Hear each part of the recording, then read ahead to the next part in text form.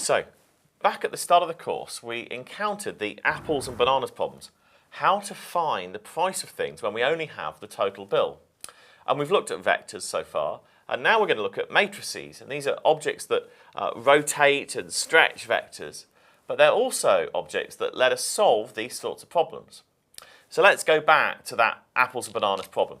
So I walk into a shop and I buy 2 apples and 3 bananas, and that costs €8. So we're saying 2 apples and 3 bananas cost €8. Now, so I go into the shop on another day and I buy 10 apples and 1 banana, and that costs me, or the shopkeeper charges me, €13. And I want to discover what the price for 1 apple and 1 banana is, so I can decide which offers better value or even just predict my bill.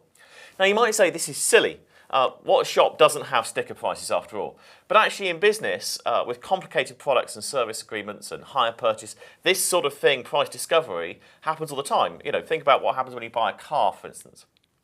Now, these are just simultaneous equations, but I can write them down in another way.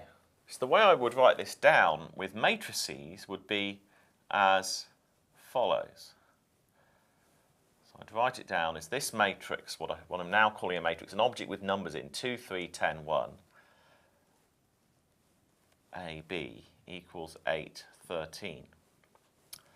And these things I call matrices. This is a 2 by 2 matrix. This is a 2 row by 1 column matrix. And this is another 2 row by 1 column matrix.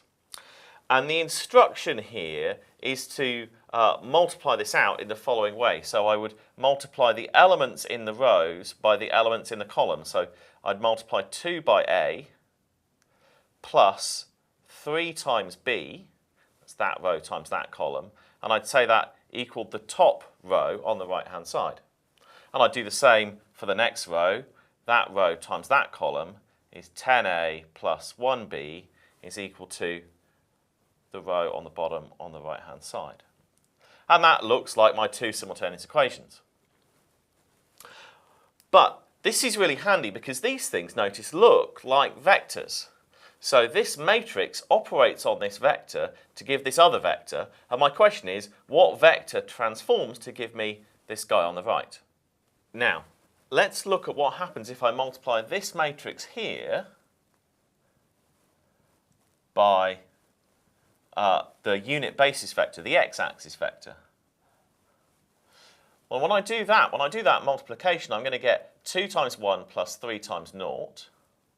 And I'm going to get 10 times 1 plus 1 times 0. So I get the vector 2, 10.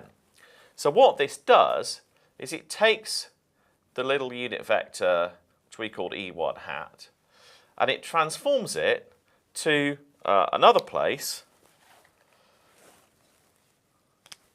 which is 2, 10, which is going to be up here somewhere. So that's E1 hat changed, and that's equal to 2, 10. Now, if I do that with the other basis vector, if I do 2, 3, 10, 1 multiplied by 0, 1, then I'm going to get 2 times 0 plus 3 times 1, 10 times 0 plus 1 times 1. I'm going to get 3, 1. So the other basis vector, E2 hat, gets transformed over to 3, 1, which is going to be over here somewhere. So that's E2 changed. I'm using the prime here to indicate changed. 3, 1. So what this matrix does is it moves the basis vectors in some way. It transforms them. It changes the space. So what this matrix 2, 3, 10, 1 does is it's a function that operates on input vectors and gives us other output vectors. And the set of simultaneous equations here is asking, in effect, what vector I need in order to get a transform product at the position 8, 13, in order to get an output of 8, 13. Now, we can see what we mean now by the term linear algebra. Linear algebra is linear because it just takes input values, R, A and B, and multiplies them by constants. So everything is linear. And it's algebra, that is, it's a notation describing mathematical objects and a system of manipulating those notations. So linear algebra is a mathematical system for manipulating vectors, and the space is described by vectors. So this is interesting. There seems to be some kind of deep connection between simultaneous equations, these things called matrices, and the vectors we were talking about last week. And it turns out that the key to solving simultaneous equation problems is appreciating how vectors are transformed by matrices, which is the heart of linear algebra.